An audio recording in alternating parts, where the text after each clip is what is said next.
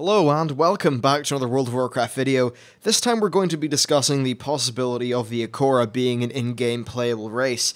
Now this is one that personally I'm quite skeptical about, but it's definitely caught a lot of traction with people and, well, a lot of people seem to be excited about the prospect. Everyone is saying that it will probably be like ogres and Arakkoa, and honestly I'm not too sold on it, but I think there's still interesting lore here, and the Arakkoa do have quite a lot of history to them, so it's probably worth covering.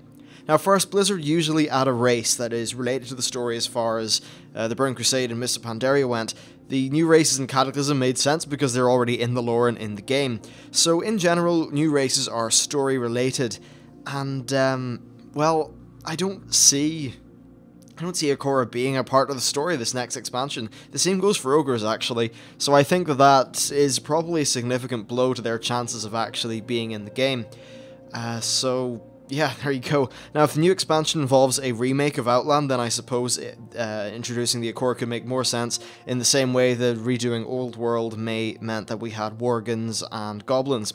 Now, if there is a great degree of time travel, then it's possible we could see old groups of Arakkoa, but I don't think the players will be able to, have player characters that are from the past. I think that's just very strange for lore reasons. Also, the Arakkoa were kind of evil back then, and honestly most of them are quite evil at the minute, but there are one good group of Arakkoa in Shattrath City that I will talk about later in the lore section. So let's talk about some of the species info. They are a race of bird people, and they seem to be roughly the same size as humans in height. Other than the predictable bird-like features, they don't seem to have anything that's especially interesting or cool like the Ethereals did. I'm really hoping for Ethereals personally. Now, in terms of classes, they could probably do quite a few. Warriors make sense, as does Paladin, since there's a group of light following Arakkoa in Shattrath City that have basically got Adal's blessing to be there.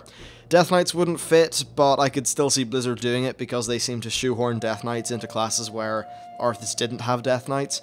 Hunters would make sense, and perhaps Shamans too, since there can be many different branches of Shamanism. I'm not that sure about Druids, but I suppose with them being bird people, maybe they have some sort of affinity, but I'm not particularly sure, and I definitely think that they'd be very good rogues. Monks could be added, I guess, since the ways of the monk are more a thing that's taught, but they don't seem to be the best natural fit. Mages, priests, and warlocks all make sense to me. They seem to have Shadow Priest style Talon Priests, I think they're called, so that makes sense. As for mages, well, I think these guys can use arcane energy, so that sort of makes sense. And warlocks, the ability to enslave demons seems to be something that a lot of races are able to pull off, so it probably makes sense as well. Honestly though, yeah, I don't know. So anyway, there's the different races. Now let's cover the lore of this race. So they are one of the native species of Draenor, and they spread quite a lot over Draenor because they were a little bit nomadic, but they do have a main city in Terracor Forest called Sketis. Sketis was founded by one of the heroes of their people, called Terok, and it's said that he actually built the city himself out of his own claws and ruled his people for quite a few hundred years. Now, he did seem to rule, to me anyway, in a bit of an evil way, with the lower members of society being regularly sacrificed to their gods, and their main god is called Rukmar. Now, they have actually moved away from worshipping Rukmar, because one day, Terok just disappeared at random, and all he left behind was his spear, his mask, and his writings. And after his disappearance, the Talon Priest started trying to bring him back into the world. That involved a lot of evil magic, evil rituals, and just general bad stuff. Also, the Arakkoa people started worshipping Terok as well, and even in more recent times, they worship one of the current spiritual leaders of their people. Now, quite a lot of the Arakkoa lead a nomadic existence, which probably explains how there's so many different settlements, extending out as far as places like Hellfire Peninsula and the Blade's Edge Mountains. However, if you go into the Terracor Forest, you can see there are a lot of different groups of Arakkoa spread around the place. The vast majority, however, are all still allied to Sketis, so they're all, I suppose, unified in being a bit evil. Now, the Arakkoa, like a lot of the natives of Draenor, suffered at the hand of the first Orcish horde. A lot of them were killed, the orcs didn't really respect them, and therefore they had quite a bad time. Now this, well, when the Alliance expedition landed in Outland, and they were trying to find some various things, an Arakkoa called Grizzek actually teamed up with them and served as their tracker for quite a while, and he even aided them in combat. However, from what I've read and what I can see, this was more of a one-off thing. In the Arakkoa, they hate the orcs, they hate the current horde, and they hate the current alliance.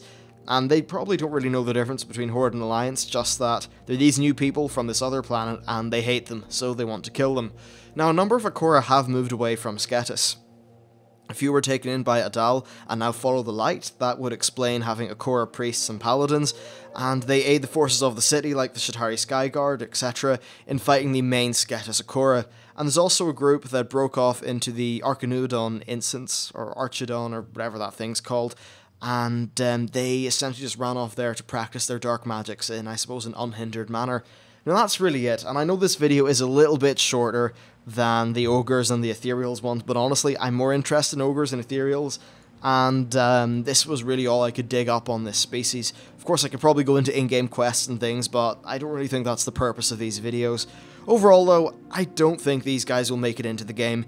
If you look at the lore, most of them have been evil, and if you are going to have a group from the Light, a group in the Alliance, only a very small group of the Arakkoa started following the Light, a very small group, not that many of them, and they were from Burning Crusade. That's a few expansions ago. It's not relevant at the minute, and it would be quite hard for Blizzard to make this race relevant in the story again, because if they want to add a new race into the game that people can play, they at least want it to be relevant to the story. But anyway, that's enough of my rambling. Hope you enjoyed the video, thanks for watching, and I'll see you next time.